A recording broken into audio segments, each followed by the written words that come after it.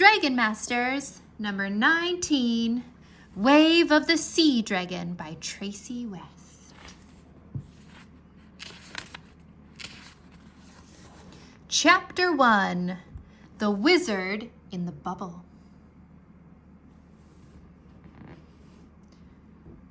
Worm, take us inside the fortress of the stone dragon, yelled Drake. Drake heard the other dragon masters gasp. His earth dragon, Worm, glowed bright green. Then Drake and Worm disappeared from King Roland's castle before anyone could stop them. Worm transported them to the fortress in just a few seconds. But in those few seconds, Drake had a lot of thoughts. Jaana, the head wizard, had just told Drake and the other dragon masters they were too late. Astrid was about to cast the false life spell. Astrid was an evil wizard. She planned to use the spell on the bones of giant ancient beasts. She wanted to bring the creatures to life to help her take over the world. The wizards couldn't get close enough to stop Astrid. She had cast many powerful defense spells to keep wizards out of the fortress. Dragons might be able to get past the spells, but the wizards didn't want the dragon masters to try to stop Astrid. They all said it was too dangerous. I know it's dangerous, Drake thought, but I have to try. Drake's mind raced as his dragon's green light faded. Will Astrid be waiting for us? He wondered. Will she hit us with magic as soon as we get there? They landed in the main courtyard of the fortress of the stone dragon.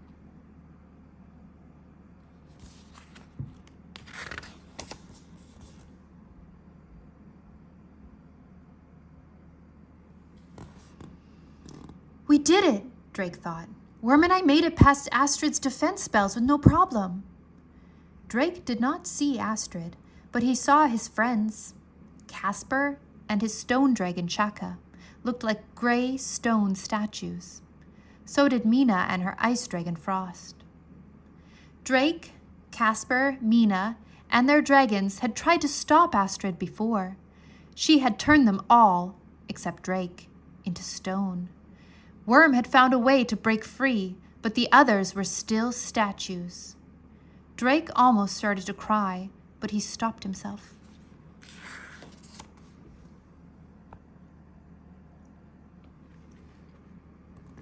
If I can stop Astrid, the wizards can save them, he thought.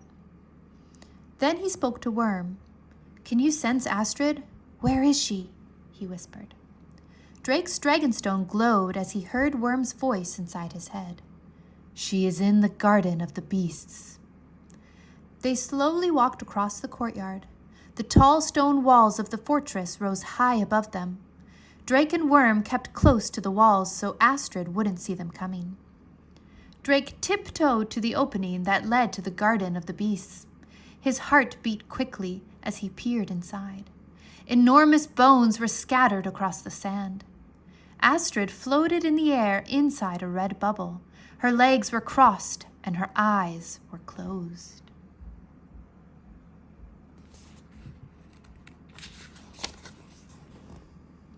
The bubble hung in the air over a wide, flat rock.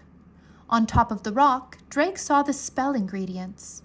1 mandrake root, a branch from a shadow bush, the tail feather of a ghost raven, a sprig of black mistletoe, and the tooth of a spirit bear.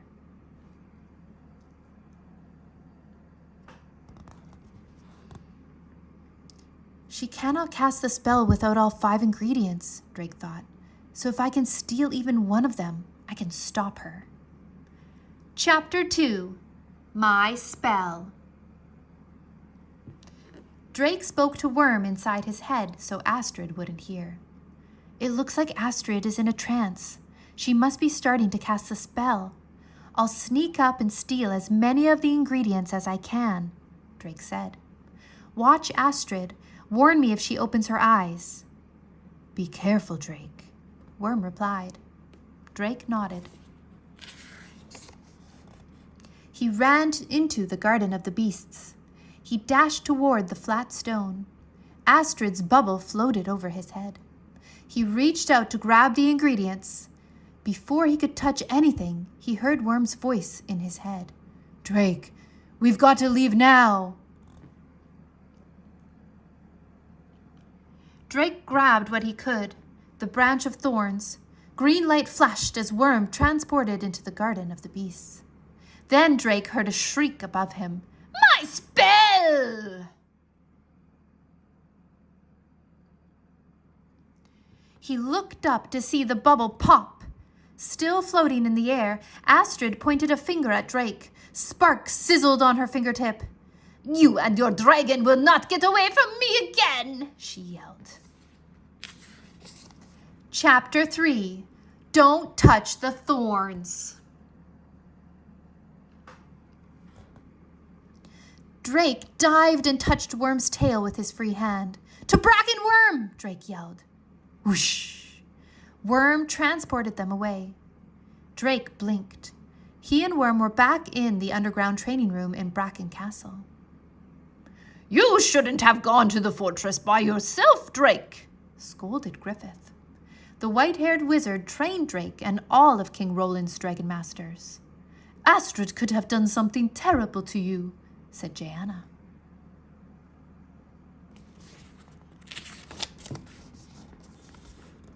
Dragon Masters Rory, Anna, and Bo ran up to Drake.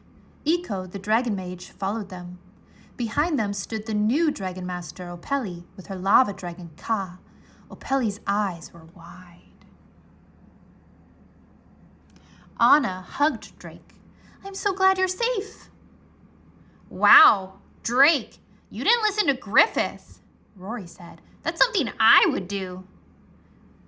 "I wanted to stop Astrid from casting the spell," he told everyone. "Worm and I transported right into the fortress.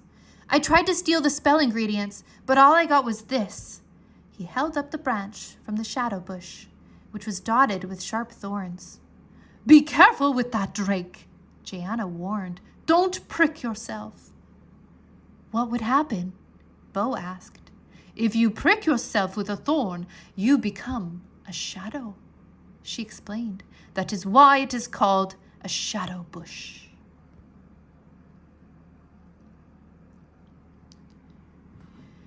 "And unless you prick yourself a second time within the hour," Griffith added, "you will stay a shadow forever." "I'll be careful," Drake promised.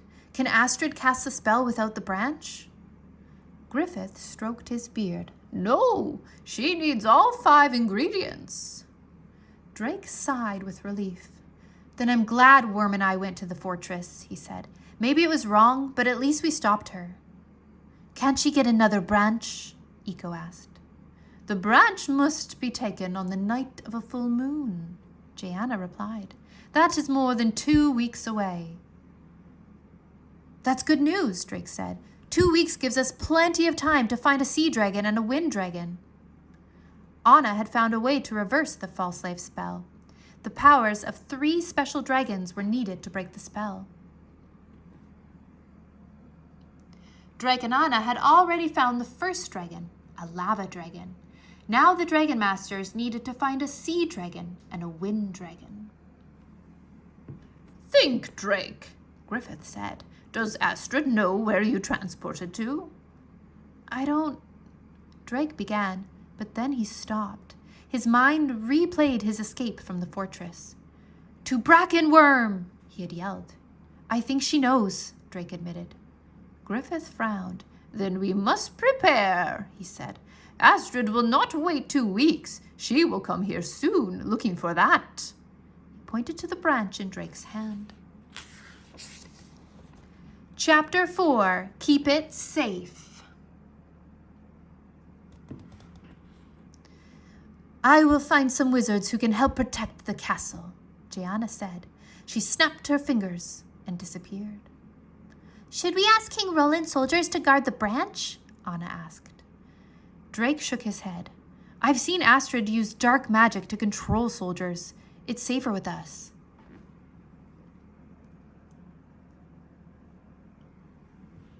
Griffith clapped his hands. "Here is what we must do," he said. "Bo has found a sea dragon on the island of Kapua. Drake, you shall go to Kapua to find the sea dragon. Bring the branch with you. Astrid will not look for you there." "Griffith, I read one story about sea dragons and lava dragons. It says they all used to live on the islands of Noah, where Opeli is from," Bo said. "I think Opeli and Ka should go on this mission. Maybe the sea dragon will be happy to see Ka."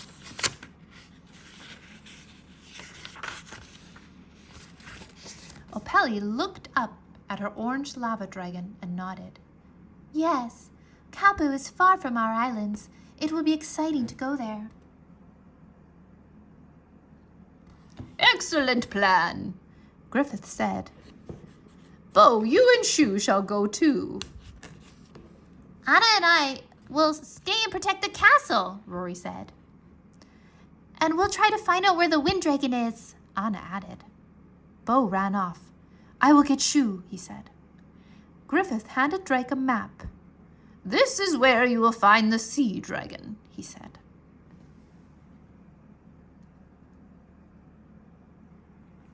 Drake showed the map to Worm.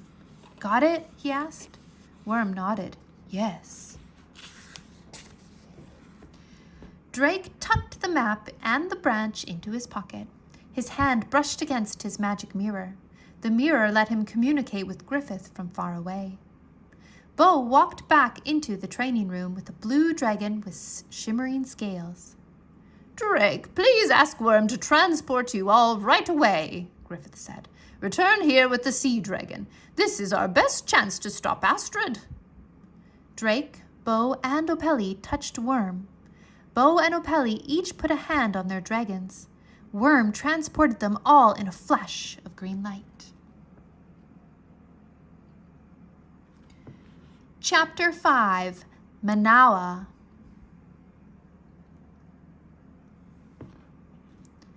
The smell of salt water hit Drake's nose. They had landed on a sandy beach.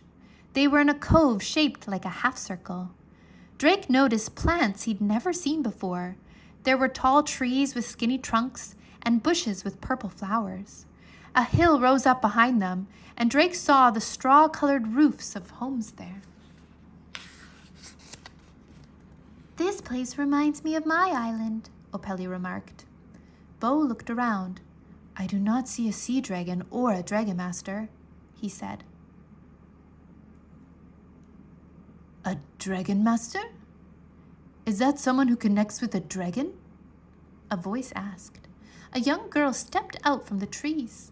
She wore a light-colored shirt and a skirt made of grassy fibers. She had dark, wavy hair. "Yes," Drake replied. "That's what we are. We're dragon masters. I'm Drake, and this is Bo and Opeli, and these are our dragons, Worm, Shu, and Ka." "My name is Pania," the girl said.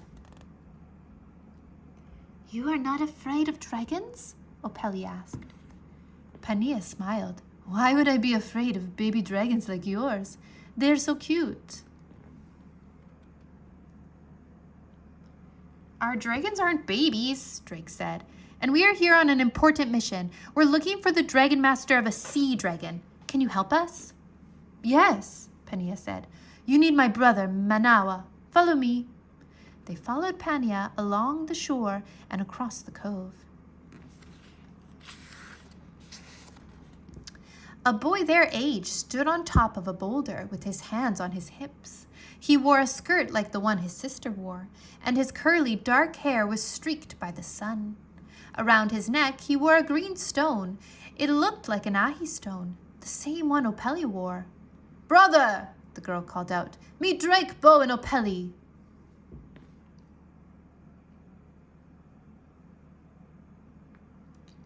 "Hello," Manawa called back. "What brings you here with your baby dragons?" "Why do they think our dragons are babies?" Drake wondered. He wanted to ask, but there were more important things to do. "An evil wizard is casting a dangerous spell," Drake replied. "We need a sea dragon to help us stop it. Your sister told us that you are a dragon master." Manawa jumped down from the boulder. Dragon Master, that sounds very important, he said. I was chosen to connect with Tani, but I am not called her Dragon Master. Here I am called a dragon friend. I think they mean the same thing. I think they mean the same thing, Bo said. Opeli stepped forward. You wear an ahi stone like mine. Manawa nodded. Yes, it helps me communicate with my dragon. Where is your dragon? Drake asked. Manawa touched his ahi stone. It began to glow. Tani, come meet our new friends, Manawa cried. Chapter 6. Enemies, not friends. The calm ocean water began to move. Waves kicked up and slammed against the shore. A huge dragon head rose from the water. Tani looked at them with enormous green eyes. Red, orange, and yellow fins grew out of the sides of her head.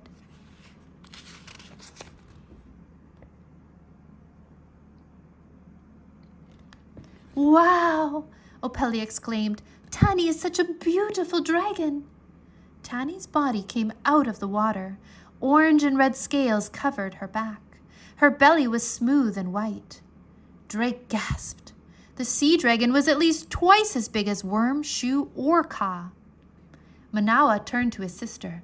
Panya, go to the village and tell everyone about our visitors, he said. I will find out more about this evil wizard Drake told us about. Yes, Manawa. Pania ran off. Manawa's ahi stone glowed. Tani would like to get a better look at your baby dragons, he said. Drake smiled, shaking his head. Our dragons aren't babies. They're just smaller than Tani. This is my earth dragon, Worm. And this is my water dragon, Shu, Bo said. Shu floated through the air up to Tani. The sea dragon playfully squirted water through her nose at Shu, who then dipped her tail into the sea and splashed some water at Tani. I think they like each other, Bo said, smiling. Then Opeli and Ka walked toward the water. This is my lava dragon, Ka. We come from an island too. Tani's huge tail began to thrash back and forth in the waves. Droplets rained on Drake and the others. Shu swiftly floated back to Bo. Ka roared, and an orange light began to glow deep inside him.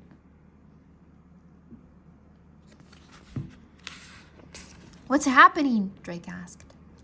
Opeli placed a hand on her dragon. What's wrong, Ka? Her ahi stone began to glow. Ka remembers stories that his grandmother told him, she said. Many, many years ago, there was a big fight between lava dragons and sea dragons. It happened when they both lived together on the islands of Noah. Tani says the same thing, Manawa said, his stone glowing as well. The fight between the dragons lasted for many years. Finally, the sea dragons agreed to leave Noah. Today they live in oceans all over the world, but they have never forgiven the lava dragons for making them leave the islands of Noah. Uh-oh, Drake said. The last thing we need right now is a fight between dragons. Opeli patted Ka's leg. That was a long time ago. Can you and Tani find peace here today? We need to help Drake. Ka's orange glow began to fade. That was a very nice way to calm him down, Bo said, and Opeli smiled. Manawa turned to Tani. You calm down too, Tani. We must hear what our visitors have to say. The sea dragon stopped thrashing. Manawa, we need your help, Drake said.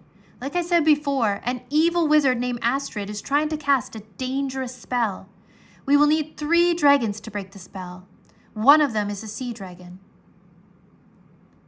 We'd like you and Tani to come with us to the kingdom of Bracken, where we live, Bo said, just for a little while. Manawa frowned. I don't know, he said. I'm not. Suddenly, a big swirling portal of red light appeared on the beach.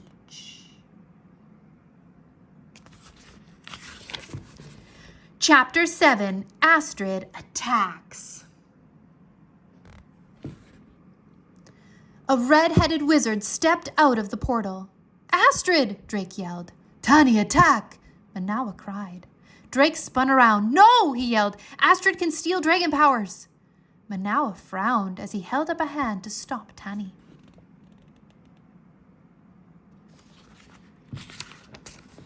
That's right, Astrid said. The portal stayed in the air behind her, swirling. And I will steal all your dragons' powers unless you give me what I want. Drake's mind raced as he tried to figure out what to do. What do you want? He asked, even though he knew. I want my branch from the shadow bush back, of course, she said. I left it in Bracken, Drake lied.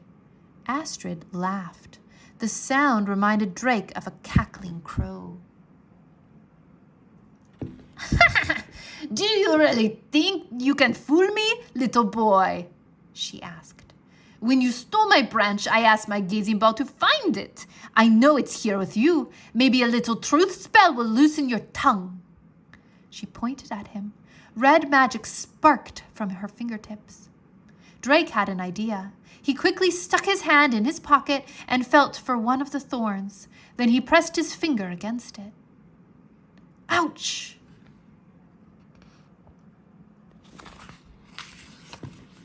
Drake! Opeli cried. Drake looked down at his body, and he couldn't see it. He could only see an outline of his body in shadow against the sand. He heard Worm's voice in his head. Run, Drake. Drake ran. He ran across the cove into the trees and plants. Then he hid behind a bush and held his breath. Very clever, Drake, Astrid called out. But I will get that branch from you, and when I do, you will stay a shadow forever.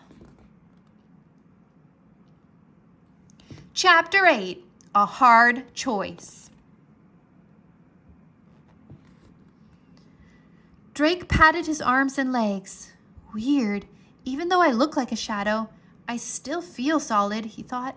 Now that Astrid can't see me, I need to do whatever I can to protect this branch. Then he heard Opeli. Ka, Astrid can steal your powers, but she can't steal your strength, she yelled. Knock that wizard down with your tail.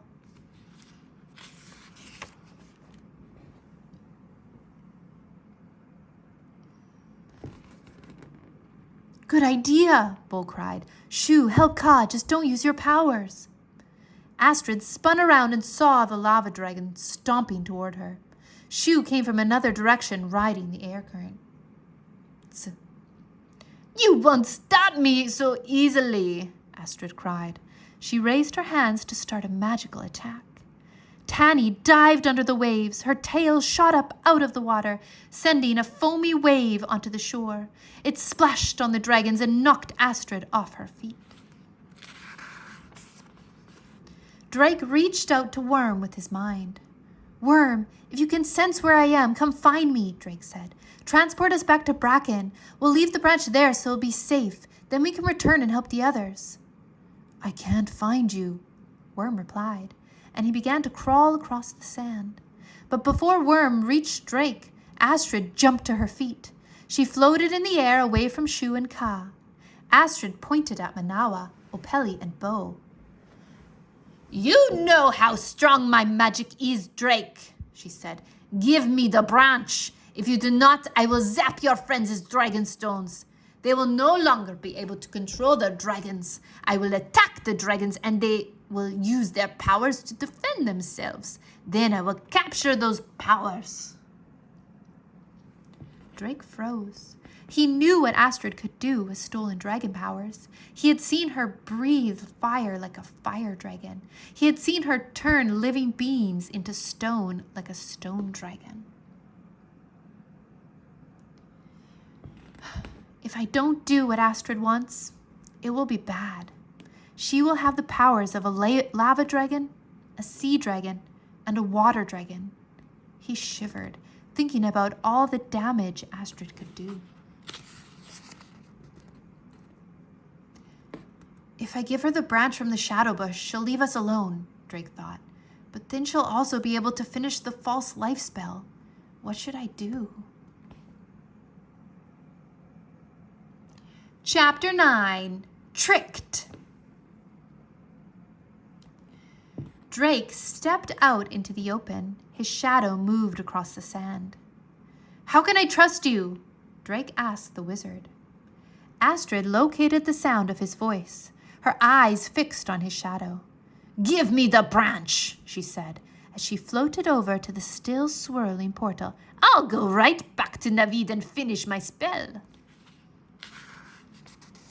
Drake took a deep breath. I hate to give up the branch, he thought, but it's the only way to stop Astrid from hurting more of my friends. He reached for the branch inside his pocket. He knew what he needed to do. Drake bit his lip and pressed his finger against a thorn. Instantly, Drake could see himself again. He was no longer a shadow. He walked up to Astrid. Here you go, he said, holding the branch up to her.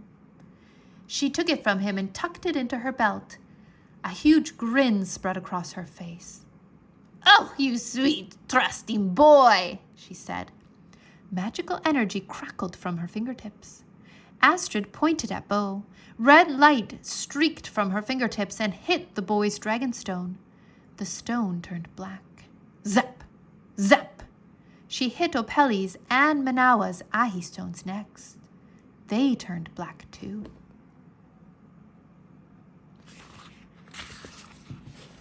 She lied, Drake thought. I can't let her zap my dragonstone. I don't think Worm would use his powers without me, but I can't take that chance. He ran back into the trees. Astrid grabbed an empty bottle from her belt. Now I will attack your dragons, and they will attack me back, she cried, cackling with laughter. Then I will steal their powers! Manawa sprang toward. No, you won't, he yelled. Manawa pushed Astrid as hard as he could, then he thudded back into the sand. Astrid's mouth opened in shock as she fell backward into the portal. No! She wailed.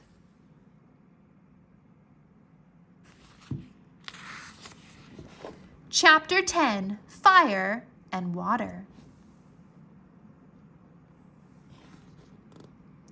The portal closed. The evil wizard was gone. Drake ran over and helped Manawa to his feet. Manawa, that was awesome, Drake said. Manawa grinned. Thanks, he said. Yes, you stopped Astrid from stealing our dragons' powers, Bo said. But now that she has the branch, she can cast the false life spell. Drake nodded. I know. It was a hard choice, and I'm sorry I trusted her, he said. What did she do to your stones? They're black. Opeli closed her eyes. Then she opened them. My ahi stone doesn't seem to work. I can't hear Ka in my head. And I can't hear Tani, Manawa replied. I can't hear Shu either, Bo said. Shu, can you understand me when I speak? Nod your head if you can. But Shu didn't nod. This is awful, Drake cried. It is, Bo agreed. There must be some way to... Roar! Ka let out a loud roar and stomped toward the ocean. Ka, no! Opeli yelled, running after him.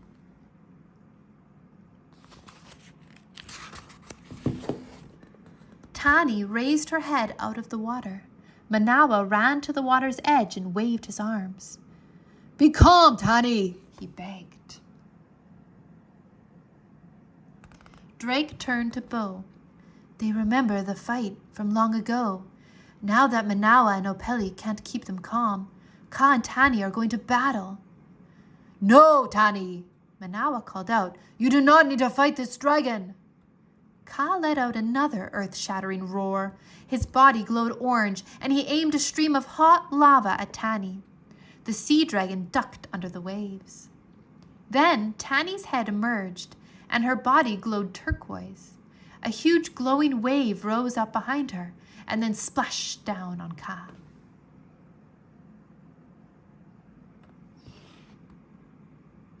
I can't stop Ka, Opeli cried. Manawa shook his fists. Tani, listen to me! Ka stomped his feet, making the ground shake. White smoke poured from his nostrils. Lightning streaked the sky. Opeli gasped. "This will sometimes happen when a volcano erupts," she cried. "Before the lava pours out, the earth moves, and lightning flashes." Ka reared his head back. "Roar!"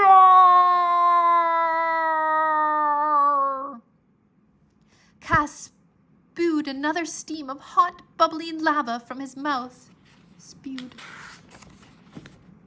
Chapter 11. They Won't Listen.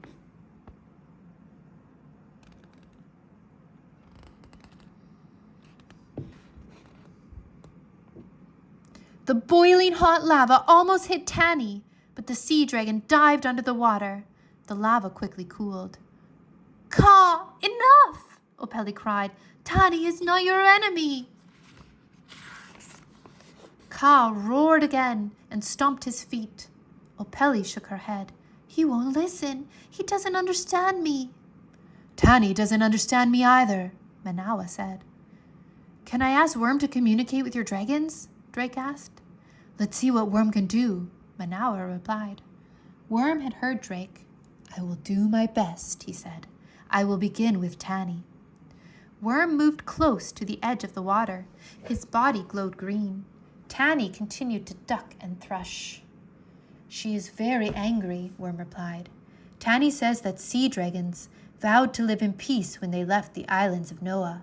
She is angry with Ka for coming to this land. I cannot calm her, and she told me to tell you this is a matter between dragons, not humans." "Can't you tell her that Ka didn't come here to start trouble?" Drake asked.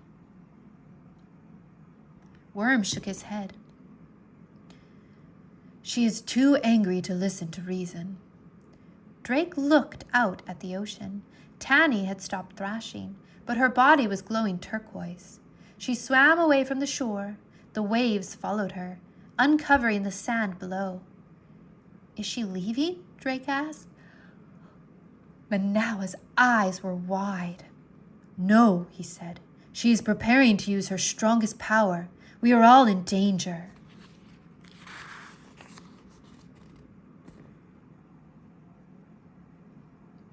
Chapter 12. Save the Village. "What power is Tani going to use?" Drake asked. He glanced at the ocean. He had never seen it do this before. The water pulled farther and farther from the land. "The Negaru Nui," Manawa said. "A very, very big wave." "We call it a tidal wave on my island," Opeli added. "A wave so big it can wipe out a village or even an island." Manawa nodded. "Yes." Manawa pointed to the hill. "The village is that way. Warn my people. Tell them to get to higher ground." "Everyone touch Worm," Drake cried. "We can get there quickly." "I must stay here," Manawa said. "It is my sworn duty to protect Tani and to protect the others from Tani. I need to keep trying to connect with her." "I must stay as well," Opeli replied. "I am responsible for Ka." "But Manawa and Opeli," Drake began. Manawa shook his head. "Just go and save my village." "Hurry! The wave is coming! There is no time!" Opeli cried. An enormous wave was heading toward the shore. It glowed with Tani's turquoise light. The wave looked to Drake as tall as King Roland's castle.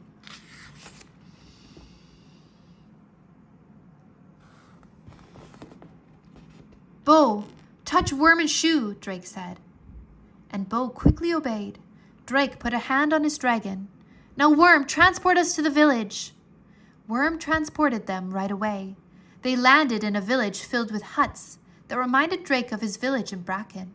The villagers gathered around Drake, Bo, and their dragons. Pania pushed through the crowd.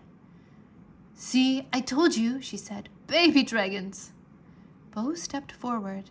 "A Negaru Nui is coming," he said. "We must head for the top of the hill. Now!"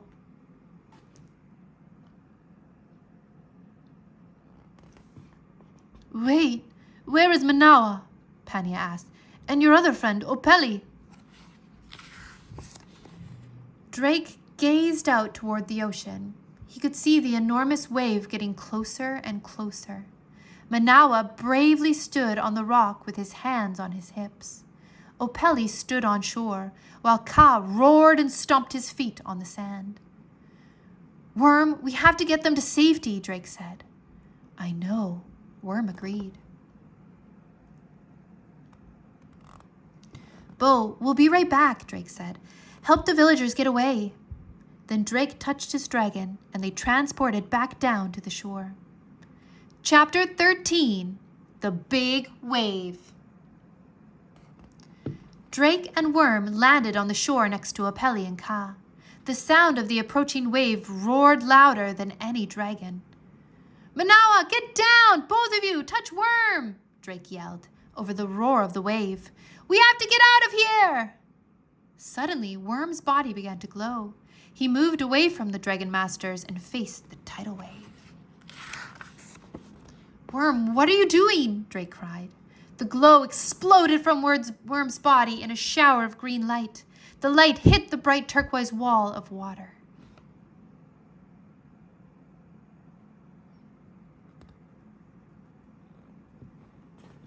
The wave began to glow with Worm's light. Then the wave stopped moving. It broke up into tiny droplets. The sparkly blue-green water rained down like mist all over the island. You saved us, Worm! Drake yelled.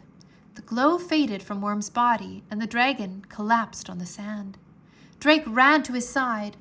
Worm opened his eyes. Worm, are you okay? Drake asked. I'm fine, Worm replied. Just weak. Thank you, Worm, Manawa said. Then he gazed out at the ocean. Waves peacefully lapped against the shore. Tani bobbed on top of the water. She is calm for now, he said, looking down at his black ahi stone. But how long will this peace last? Ka was still stomping his feet on the shore. A wisp of white smoke came from his nostrils. That wet mist cooled Ka down, Opeli said, but he's about to get angry again. Bo ran down to the beach. Shu flew behind him. That was amazing, Bo cried. And seeing Worm's mist gave me an idea. Shu's blue mist can heal dark magic. That's right, Drake said. I think she can turn our stones back on. Oh, I think she can turn our stones back on, Bo said. Drake, can you ask Worm to explain to Shu what we need her to do? I will, Drake said. He closed his eyes and repeated Bo's idea to Worm.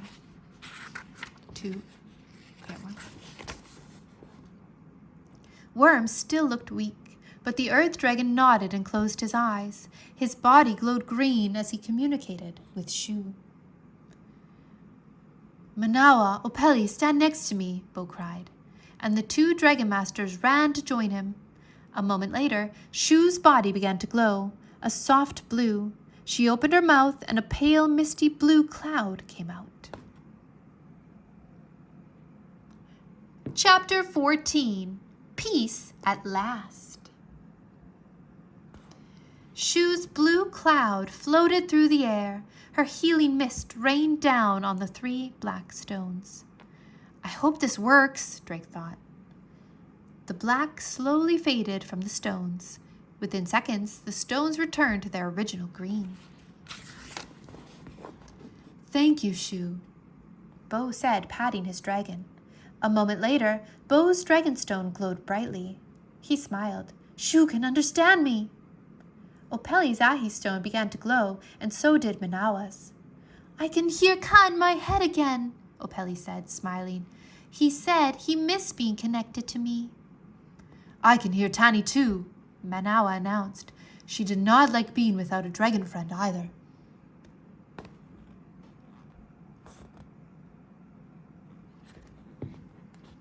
He turned to Drake. You have helped my people. I would like to help you stop that wizard. Thank you, Drake said. Manawa frowned, but I worry that, even with our stones working again, it is too dangerous for Tani and Ka to be together. How can Opeli and I help you if we are always trying to keep our dragons calm? He asked. It is time for them to make peace, Opeli said. Ka, come. Opeli and Ka walked to the water's edge, and Manawa followed them. Tani calmly floated on the water near the shore. Opeli and Ka slowly approached the sea dragon. Then she stopped and turned to Manawa. Please tell Tani that Ka and I did not come here to challenge her, Opeli said. We came to ask for help. Help to stop the evil wizard who made our stones go black. Manawa's ahi stone glowed as he repeated this to Tani. Opeli looked at Ka. Will you keep the peace with Tani while we fight the wizard?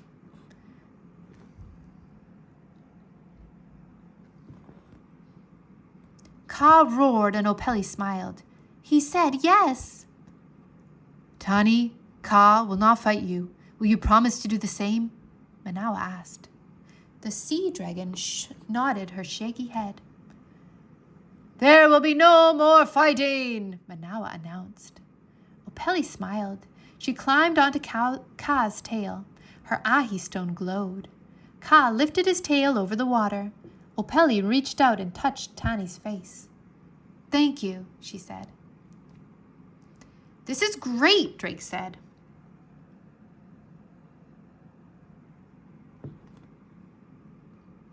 Now we should hurry and get back to Bracken. We'll need both your dragons to reverse Astrid's terrible spell. Chapter 15. What's wrong, Worm?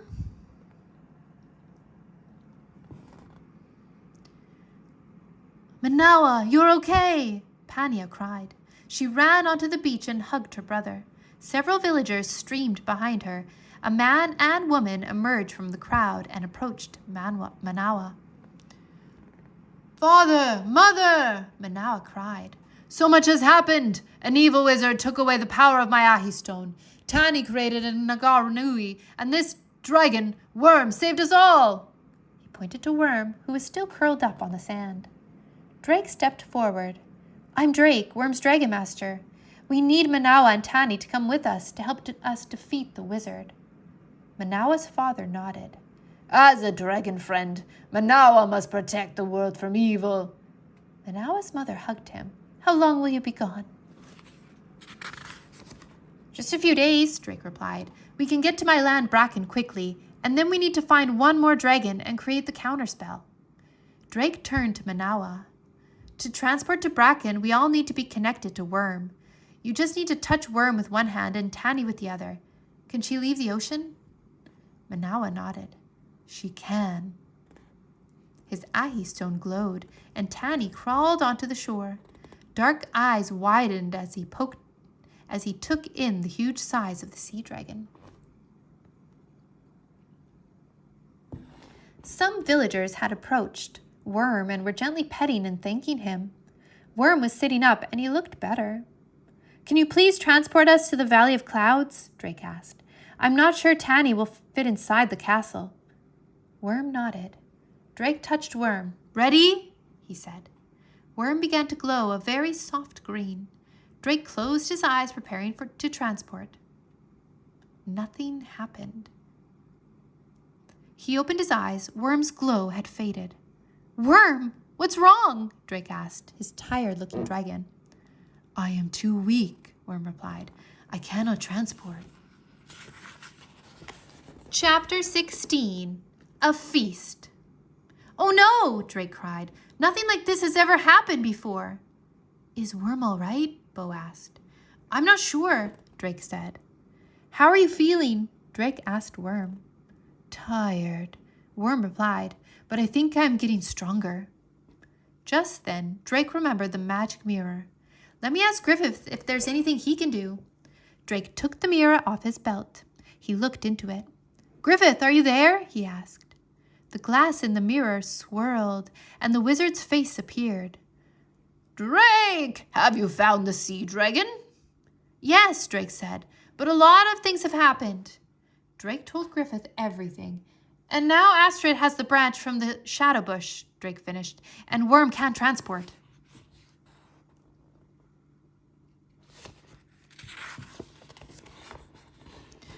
Worm must have used a lot of power to stop that tidal wave, Griffith said. He just needs to rest. And don't worry about the branch. Because you took it from Astrid while she was casting the spell, she will have to start the spell all over again. We have a few days. Rest and return when you are ready. We will, Drake promised, and Griffith's face faded. Drake looked up to see everyone gathered around him, the other Dragon Masters and the villagers. Manawa put an arm around Drake. We will take care of you, he promised. Let's go to the village. Then Manawa turned to Tani. You may go back to the sea for now, my friend. I will see you later. Tani nodded and returned to the ocean. The villagers led the way back up the hill. Worm moved slowly, and Drake stayed with him the whole way. Once they got to the village, Manawa put a hand on Worm. This is Worm, the dragon who saved us, he announced. He needs food and rest. What does he eat? Pania asked Drake.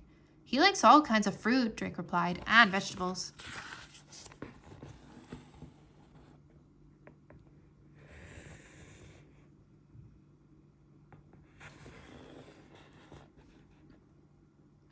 Pania ran off and came back with 2 girls her age, carrying baskets of large orange berries. They placed them in front of Worm, and he gobbled them up. Nearby, smoke was coming from a pit dug into the ground. Delicious smells began to fill the air. Is that food cooking? Bo asked. Manawa nodded. It's fish with orange yams, and the white vegetable is taro root.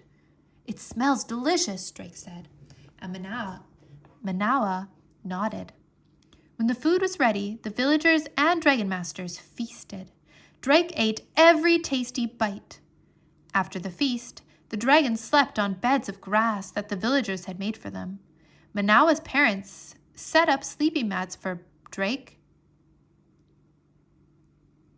Bo, and Opeli in their home. A full belly helped Drake fall into a deep sleep. He awoke to sun streaming into the hut and to Griffith's voice. Drake, are you there? I have news, Griffith said. Drake grabbed the mirror. I'm here. Rory and Anna learned where to find a wind dragon, Griffith told him. That is good news, but I have bad news too. What bad news? Drake asked. We got a report from wizards in Navid, Griffith replied. Astrid is using more powerful magic than they have ever seen. She has sped up the false life spell. She is about to bring the bones to life. Drake jumped up. Everyone, Astrid is about to cast her spell, he cried. I hope Worm is ready to transport. We need to get back to Bracken and find a wind dragon right away. The end.